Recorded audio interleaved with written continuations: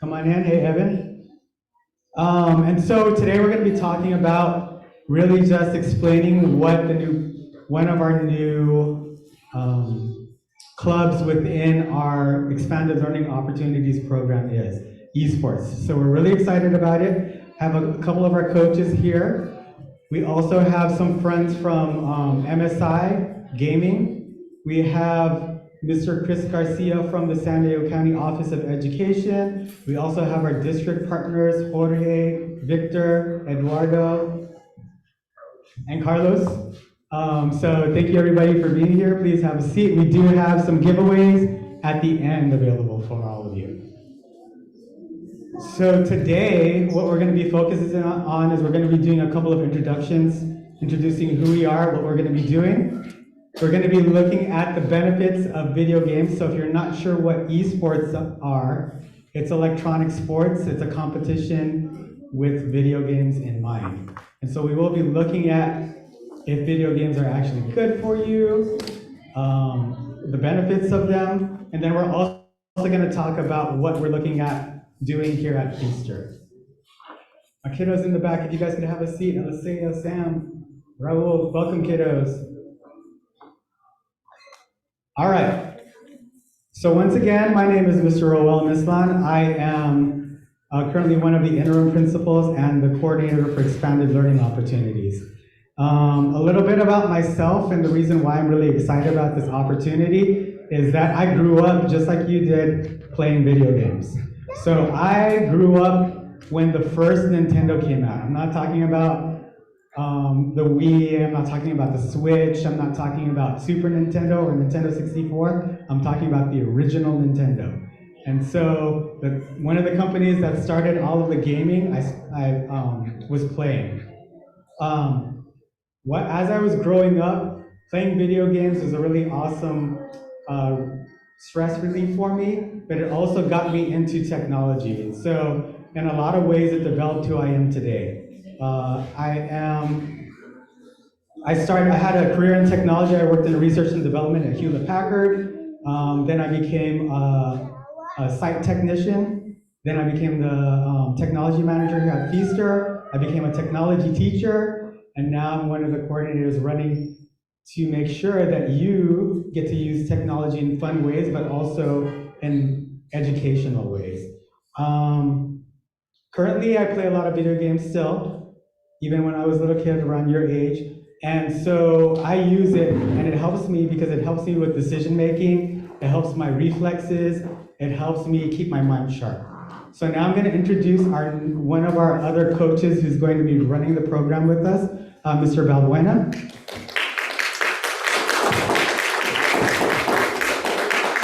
Hello. So a little bit about me. I am the 7th grade English and history teacher. I am also teaching the robotics program here for middle school. And I've been playing video games for quite a long time. I believe my first video game console I played on was PlayStation 1, so it's relatively new, but I've been playing pretty much my whole life. And I grew up at a time where video games was seen as like bad, that it is going to affect your grades, that it is not very like communicative, you don't really talk with friends, it's very isolating, and all of that is not really true. And it took me a while to realize that and understand that there are much more skills out there that you can use in everyday life. So I'm so excited to be opening up this esports program to help these students who are already playing games hone in their skills with collaboration, communication, problem solving, and I want to be able to expose these students to the applications in real life. I never knew about video, like software design, art, like character art design, developing the world. There's so much that goes into video games and so much potential for a career that I really wish I had that. Granted, if I did, my whole career would have been different. But now that I'm aware of this, I can introduce it to our students and kind of like get them aware of what is out there. And then I will introduce Ipfi, our other coach.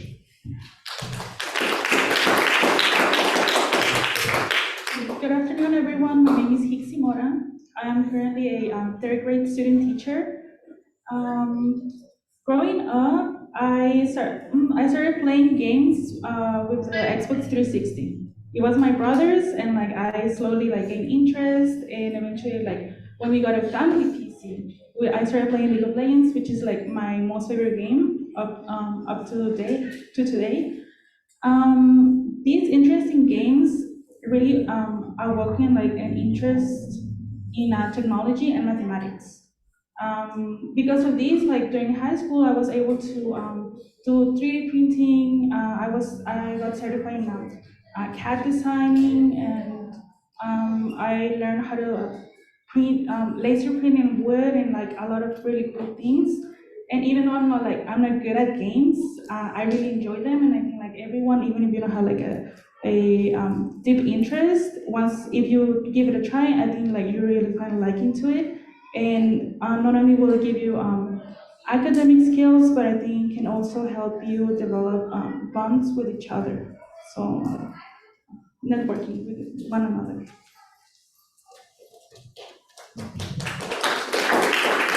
So that's currently our team right now. Of course, we do have a lot of partners also with the San Diego County of Education, with our district partners as well, and we're looking forward to working with MSI as well. So really, we talked about our introductions, but right now we want to talk about the benefits. So why video games? Why now?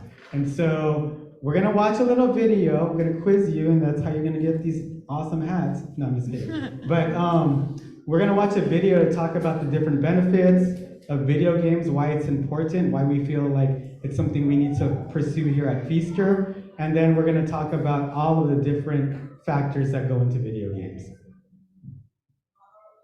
Video games provide a fun escape from reality, though they're often portrayed as violent, lazy, and a waste of time by some. The debate has raged on for years, so are there any positive effects? Can video games actually make you smarter? Before we get ahead of ourselves, it's important to note that too much of anything is bad. Even broccoli. Seriously, extremely high doses of broccoli can actually be toxic. Heck, even water toxicity exists. So if you binge and do nothing but play video games, the risks probably outweigh any benefits. In fact, we have an entire video devoted to what would happen if you stopped going outside and the negative effects of sitting, linked in the description. Having said that, many studies have actually shown increases in cognitive function after playing video games. One study in particular had participants play Super Mario 64 for 30 minutes a day over 2 months. Afterwards, the brains of these participants saw an increase of gray matter in areas associated with memory, strategic planning, and fine motor skills of the hands compared to those who had not played. These are particularly encouraging results for mental disorders which cause these brain regions to shrink, using video games as a therapy. Surprisingly, action games can also increase attention to detail in individuals. Take a look at the following words on screen and yell out what color the word is as fast as you can. So, green, blue, orange. Okay, now try a bit faster without me. Red, green, purple,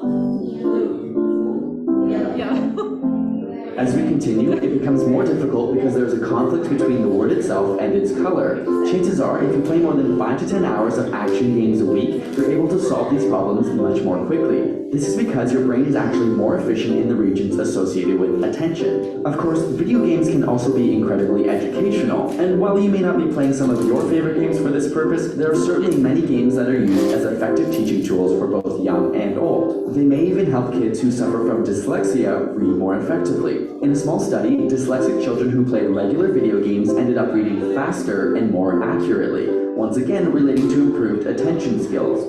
Meanwhile, other studies have found improvements in eyesight. Not only can they see smaller details more clearly, like tiny writing, but they have an easier time differentiating levels of gray. Very practiced action gamers were 58% better at perceiving fine differences in contrast, which is important as this is one of the first things to diminish with age. Even in the elderly, improved memory and focus is seen. More importantly, specially designed brain-teasing video games have been shown to slow the aging process of the brain by up to 7 years. This is because they are cognitively complex and require mental energy. Think you're able to keep track of what's in front of your eyes? Keep an eye on the blue circle here. Eventually, it will turn yellow like all the others. I will then point to a circle and you tell me if it was originally blue. If you knew this ball wasn't blue, then you're a functioning human being. But let's make it harder. Staring at the middle of the screen can help to keep track of the blue circles. Was this circle originally blue? If you said no, you'd be right. One more time, but with 5 blue circles.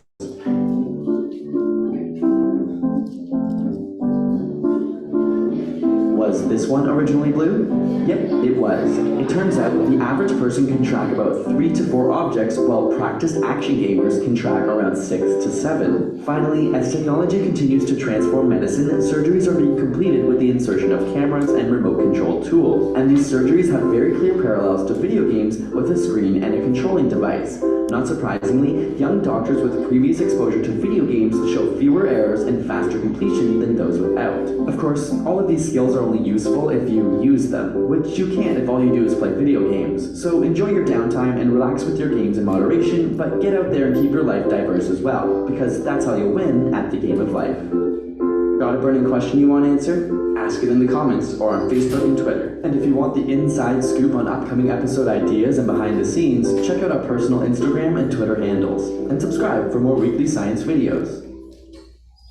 So that's just one of the videos on video games and the power of video games. Obviously, there's a lot of research that's continually going on with, just like anything, too much of anything can be bad for you. So we recognize that a lot of video games, and if that's all you're doing, is not a good thing. But there are a lot of positive benefits for video games, and those are what we want to focus on here at Feaster. So we know that a lot of kids play video games, right? That's almost indisputable. 91% it says here, that stat might be different in other things, but what we do know is that a lot of our students, regardless of what they're doing, play some form of video games because of just the nature of our world. We have computers that we can put in our pocket, right? We have a whole bunch of different technology devices where it's just too simple, too convenient to be able to play a game. And so we want to capitalize on that because this is the world that you all are growing up in right now. So we want to make sure that you understand how to use that world to the best of your ability, but also responsibly. And so what we're really focusing on is that you are using the power that you hold in your hands to help other people and to help the community around you. And that's what we want to focus on here at Feaster, okay? So we're going to talk about how we're going to be doing this and how we're going to approach it. And so when we're deciding on what video games we want to play, because obviously we got a lot of kiddos who come to us with a lot of suggestions on what games to play, but there are certain rules and regulations that we have to follow.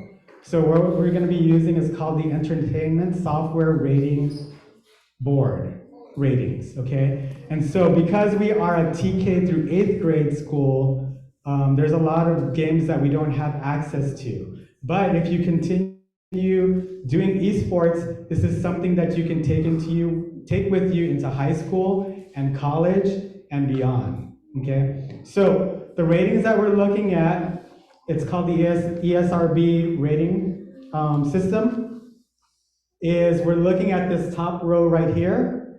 So the C, E, which means for everyone, E 10 plus, which is for our older kiddos, and then teens, which would be reserved for our middle school kiddos, okay? So some of the games that we're looking at, one of the ones that we're gonna start off with, there's been a lot of kiddos asking for chess, a chess club. And so chess is gonna be one of the first video games, yes, a video game, that we're gonna be starting off with.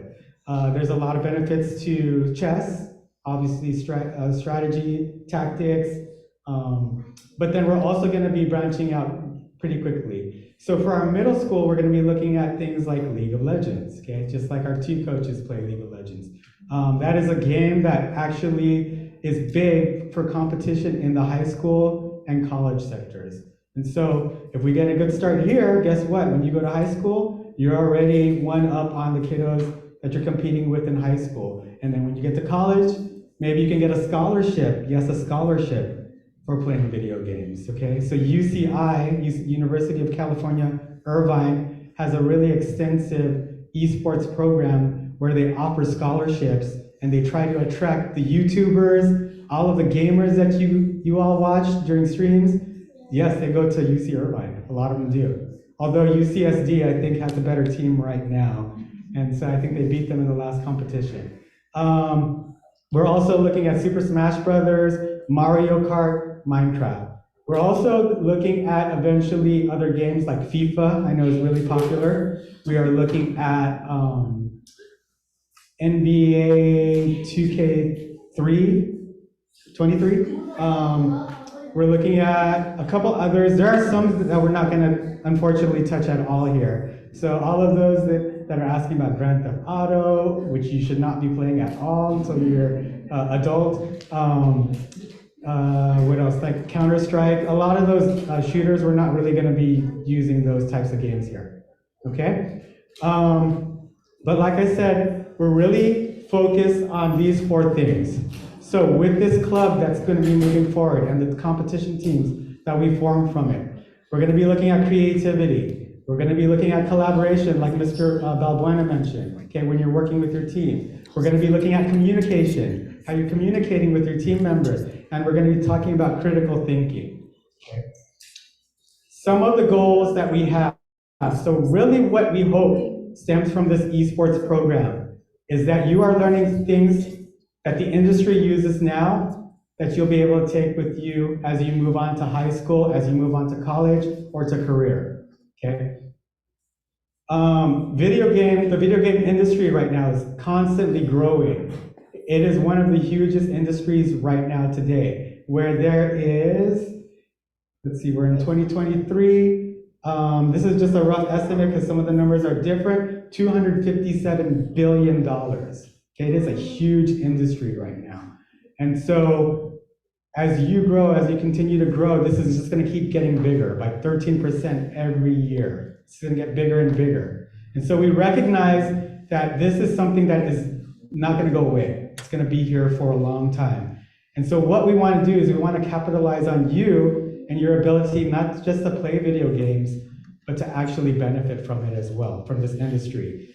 So NASEF is a network that talks about Scholastic Electronic Sports Federation, basically a bunch of different schools and educational institutes focused on esports.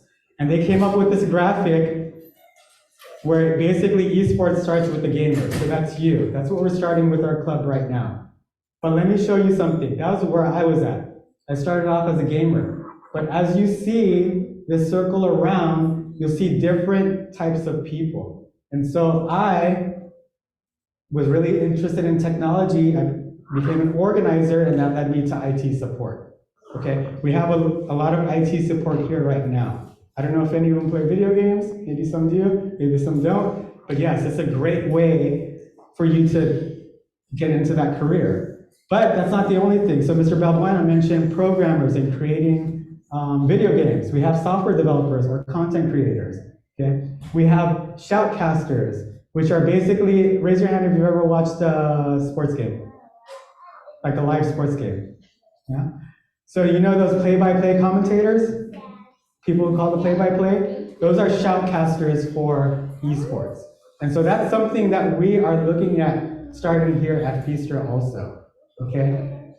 Having shoutcasters, having streamers. We're gonna be doing it according to ed code and policy to make sure that our students are safe, but we wanna give you those opportunities because when we ask you on those surveys about what career you wanna do, I see a lot of YouTubers, right? A lot of people put in YouTube. This is a great way to get started in that. Or maybe you don't want to be in front of the camera, but you're interested in producing and doing things like that. So you could be working in the media part of it, okay? You might be behind the scenes running the board or the video board, the mixing board, or the chat channel, or the graphic design component. There are also people who like to just analyze things, and so you might become a coach or a strategist, right? Or maybe you are interested in the actual industry and you want to do marketing, or like our friends here from MSI, you want to get into the industry, and so you might be an entrepreneur. And so there are a lot of avenues that you can go with this program with esports. There's a lot of things going on with this program. So this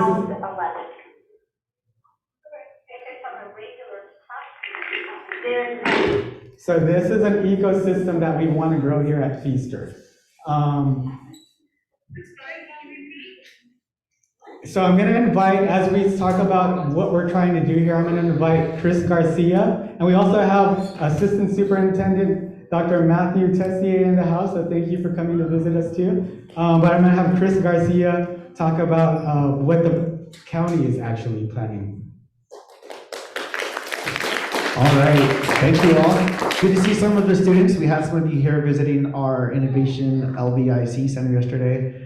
So great to see a lot of you. Good to see a lot of familiar friends from Chula Vista. I have the opportunity of being one of the leads for our esports program rolling out throughout the county. And all in all, I will tell you, the direction that we're headed is going to be over the things that you're going to see in a moment. But what we want to do is we want to create a safe place for students, and especially students that enjoy these types of activities where you can actually compete. You can learn to compete and collaborate with other schools, not just in Chula Vista, but throughout the county. And actually, even outside of the county, going to Los Angeles, heading up north, even outside of the state. This afternoon, I was able to give a tour to an esports coach from Wichita County Office of Education, and he was sharing how a lot of the schools over there, he said like, hey, once you have your teams set up, let me know who they are and we'll start competing. So this is really, really exciting. He even let me know the University of Nebraska just hired a former NFL player, and he actually just became the esports coach for the university himself. So this thing is making a big round and a big impact across our nation. But some of the main focuses that we talk about during our Saturday clinics are, first off, the social emotional support. So that goes for all students, and I want parents to understand that the important things that we're looking at is we want students to have a sense of belonging and building community. It's just like any other athletic team that you're playing with. If you're playing for a soccer team, a baseball team, football team, any athletic team, there's a sense of community that goes with that. Also fostering teamwork, communication, and leadership skills. You have team captains. You have strategies that you have to abide by. You have trust that you have to build. You have to know, like, do I trust my teammate? Are we going to help each other out? Providing a positive outlet for stress and anxiety. There's a lot of stigmas over what video games cause students. So being able to teach them how to appropriately use video games, how to approach even cyberbullying over the video games as well. How are you going to handle that? Because that's part of real life now. Also enhancing self-esteem and confidence through competitive gameplay. This part reminds me, a few weeks ago, I had an opportunity to talk to Esports Network, and it was a virtual one. There was professionals from all over the country. I actually met a physical therapist that is a specific physical therapist that instead of focusing on athletes at school, her focus is for esport athletes, where she actually teaches best posture, best way of standing, best way of sitting, best way of rotating your hands, using, and also the mental aspect of it. So even when it comes to careers, but when it even comes to the athleticism, there's different aspects of that. The other thing that we're really focusing on is just making really, Mr. Rowell brought this a really good point, but the careers and the connections to that, development of critical thinking or problem solving skills, enhancement for creativity, improvement of computational skills and understanding of technology. For example, when it comes to even some of this, we were invited a few weeks ago, UCSD starting a major, and they're trying to grab interest. This just happened 2 weeks ago, and they want to actually start offering bachelor degrees for video game design. So just thinking about those connections, those are the talks of where a lot of universities are starting to move towards too. In addition to that, exposure to programming, coding, software development, and then also having guest lectures and workshop industries professional and the STEM fields that provide mentorships and support. As far as with the potential of getting involved in middle school, if we can go to the next slide, you see that there are connections with what we call the California Interscholastic Federation. So a lot of our sporting programs, a lot of our athletic programs that are within the state of California fall under this direction. So there are different, we follow a lot of their guidelines, even when it comes to the high school games. There are certain games that they allow, but this is also a network, and this is a connection, just like the way we have, I know here you have your inter district leagues where you have your soccer teams. You might go play like Montgomery or Rice or like Heritage and all those schools for soccer. Well, now you can have your team play other schools here in the state of California and eventually go to like state championships and whatnot. But this is also for the high school level. After that, we also have our connections with statewide collegiate teams.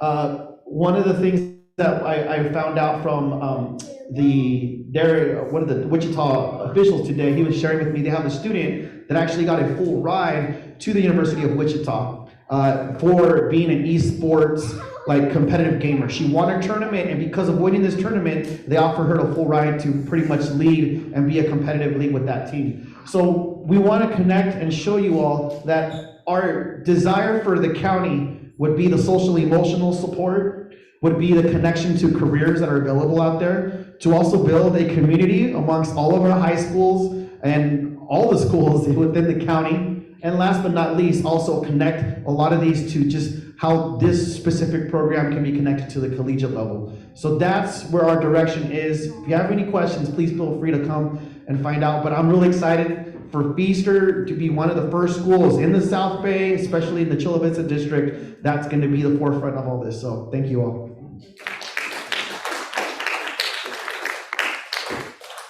So we're really excited to get started with this. We're going to talk about the timeline, but before we go on, Dr. Tessier, would you like to say anything, address our community? Sure. Good one. Hello, everybody. Hola a todos. Buenas tardes. My name is Matthew Tessier, as Roel had shared. I'm super excited to share with you that this is a really important piece for myself and also for Chris. We actually used to work in Chula Vista for many, many years. I may have been one of y'all's teacher back in the 90s. I actually worked here at Feaster for 7 years with Dr. Escobedo, if you remember him as the principal. My daughter actually works here now as an IA, so I'm very, very invested in the community. We're Chula Vistans ourselves.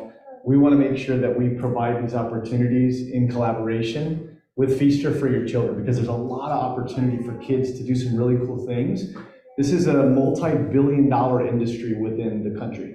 So people sometimes think, oh, gaming, I don't really know about that. It is a multi-billion-dollar industry in California itself. So when you multiply that across the country, there's a lot of opportunity for your children to have some really high-paying jobs and do something that they love to do. Having 3 daughters myself, sometimes I get confused how much they game and doing social media, but there are a lot of economic opportunities to that. So I just wanted to share that with you. Thank you for being here. I also want to share, there it is. Chris just joined the county office team. Same thing. He's worked in Chula Vista for, God, he was in Chula Vista for about 10 years. So I share that because we will make sure in partnership with Feaster that this is successful for our kids, because this is that important. So just thanks for being here, and thanks for letting me communicate for a couple minutes. And your Dia de los Muertos altar is just fabulous.